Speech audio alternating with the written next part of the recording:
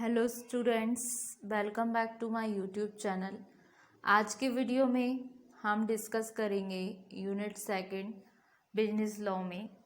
ठीक है, तो प्रीवियस वाले वीडियोस में मैं आपको यूनिट फर्स्ट एंटायर कवर करा चुकी हूँ। आज के वीडियो से हम स्टार्टअप करेंगे यूनिट सेकंड का। यूनिट फर्स्ट में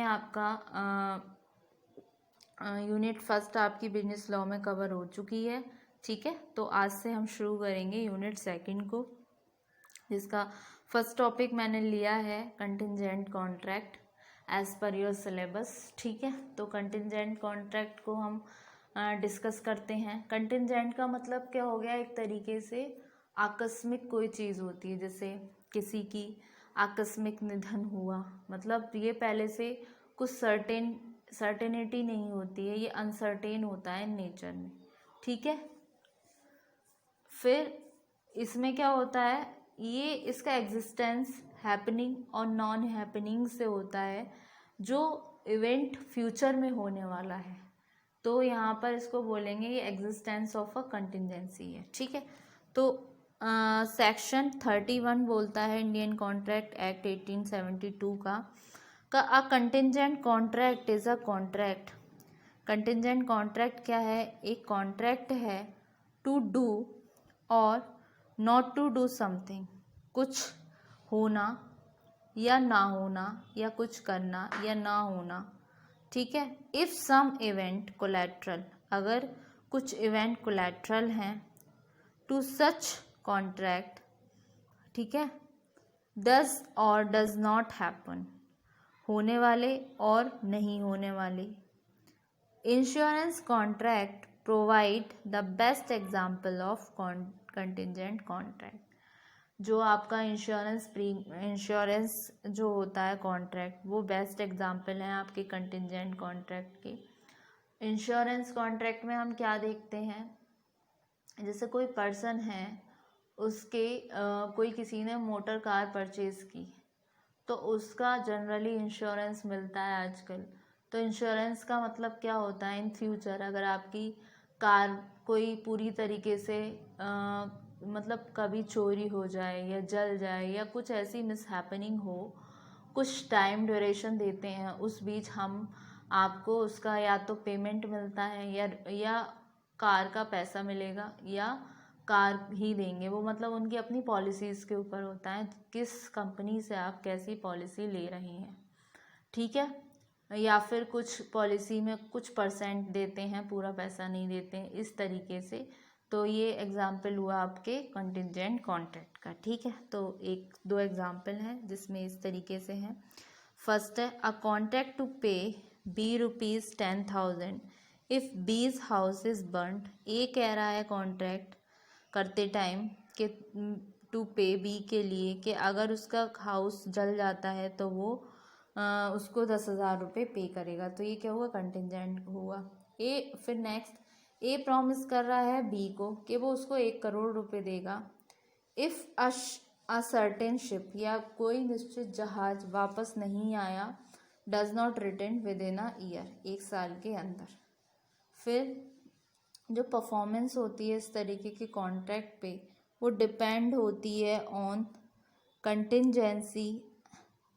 कंटिंजेंसी यानी कि आकस्मिकता, and such contingency is uncertain, क्योंकि कंटिंजेंसी जो होती है वो कुछ भी फिक्स थोड़ी ना होती है, ये अनसर्टेन इन नेचर होती है।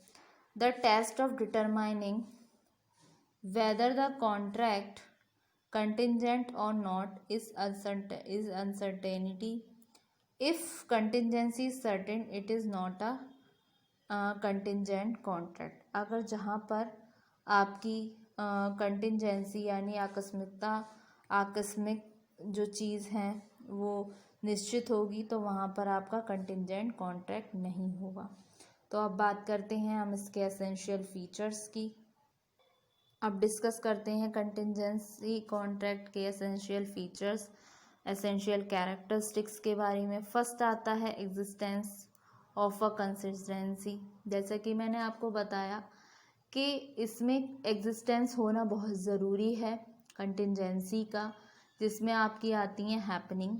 और नॉन हैपनिंग चीज़ें, किसी इवेंट की फ्यूचर के regarding. A contract will be less contingent, contract होगा उसमें less contingent, where the happening और non happening of the contingent depends upon the will of a party. अगर किसी पार्टी की इच्छा पे कॉन्ट्रैक्ट होगा लेस कंटिंजेंट, अगर ये हैपनिंग होने वाली है, ठीक है। फिर आता है आपका कोलैटरलिटी, मतलब एक कंटिंजेंट कॉन्ट्रैक्ट में क्या है, कंटिंजेंसी और इवेंट कंटेम्पलेटेड होता है कॉन्ट्रैक्ट के द्वारा। ये कॉन्ट्रैक्ट कोलैटरल का मतलब होता है इंसिडेंटल होना चाहिए, ठीक है। दूसरे शब्दों में contract must have already come into bring or it has already arisen or a subsisting contract is there, लेकिन जो परफॉर्मेंस है वो नहीं की जा सकती demanded unless the contemplated event happens or does not happen। फिर आता है आपका अनसर्टेनिटी। कंटिंजेंट कॉन्ट्रैक्ट क्या है, एक तरीके से sort of a conditional contract का सॉर्ट है, जिसमें कंसिस्ट होता है आपका कंडीशन ऑफ अनसर्टेन नेचर। फिर आता है आपका इन्फोर्सिबिलिटी। कंटिंजेंट कॉन्ट्रैक्ट इन्फोर्स नहीं किया हो सकता unless the uncertain event has happened, ठीक है। फिर कुछ रूल्स आते हैं रिगार्डिंग कंटिंजेंट कॉन्ट्रैक्ट। इसमें पहला आता है enforcement of contract contingent on happening of a future uncertain event. ये क्या है, कंटिंजेंट कॉन्ट्रैक्ट टू डू और not to do anything.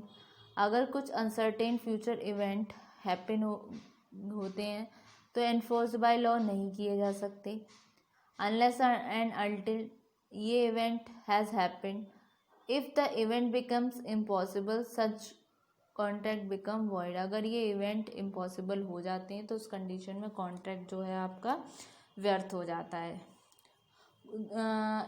Example के लिए अगर कोई पर्सन ए है, वो उसने कॉन्ट्रैक्ट बनाया बी के साथ कि वो सेल कर रहा है उसको अपना कोई हॉर्स किसी स्पेसिफाइड प्राइस में, जिसमें एक पर्सन सी है जो ऑफ़र कर रहा है अपने घोड़े को, रिफ्यूज़ टू बाई, रिफ्यूज़ कर देता है ख़रीदने के लिए, ठीक है।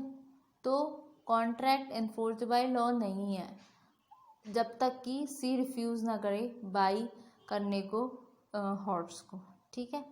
फिर नेक्स्ट आता है enforcement of contract on the non happening of a future certain. इसमें क्या है कि एक तरीके से ए कोई पर्सन है, वो अग्री करता है पे करने के लिए बी को कुछ सम ऑफ मनी सर्टेन शिप की, जो वापस नहीं आएगा, और शिप जो है संक है, तो कॉन्ट्रैक्ट इन्फोर्स्ड होगा जब शिप सिंक करेगा। अगर ए एग्री हो जाता है पे करने के लिए बी को, बी के शिप सिंक पे, तो यहाँ पे क्या है, ऑलरेडी कॉन्ट्रैक्ट बन गया ए और बी के बीच, ठीक है। तो कॉन्ट्रैक्ट को पे करनी होगी कोई सम ऑफ मनी डिस्ट्रक्शन में प्रेमिसेस के और बाय अ कंटिंजेंट कॉन्ट्रैक्ट, जिससे कि कंटिंजेंसी मे और मे नॉट हैपन हो। फिर आता है नेक्स्ट आपका थर्ड, जो कि है contract contingent on future conduct of a living person. इसमें क्या हुआ, सेक्शन बोलता है ये कि अगर फ्यूचर इवेंट जो है कॉन्ट्रैक्ट के कंटिंजेंट है, ये एक वे है जो इम्पॉसिबल हो जाते हैं जब कोई पर्सन कुछ करता है जिसको वो रेंडर कर देता है, इम्पॉसिबल कर देता है, तो ये शुड एक्ट करने चाहिए एक डेफिनेट टाइम में, अदरवाइज ये अंडर फ्यूचर कंटिंजेंसीज हो जाती हैं, ठीक है। जैसे एग्जांपल के लिए ए अग्री करता है पे करने के लिए बी को कुछ अमाउंट, जिसमें बी मैरी करती है सी से, तो सी मैरी करता है डी से, तो marriage of B to C must now be considered impossible, ठीक है।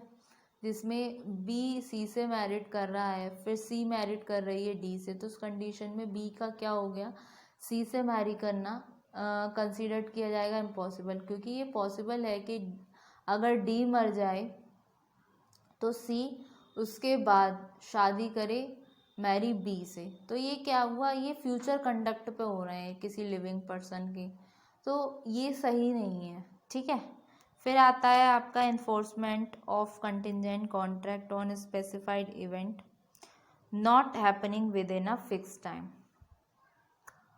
इसमें क्या हो गया, जो कंटिजेंट कॉन्ट्रैक्ट है वो डू और नॉट टू डू एनीथिंग, अगर कोई स्पेसिफाइड अनसर्टेन इवेंट हैपन हो रहा है किसी फिक्स टाइम में, वॉइड हो जाता है।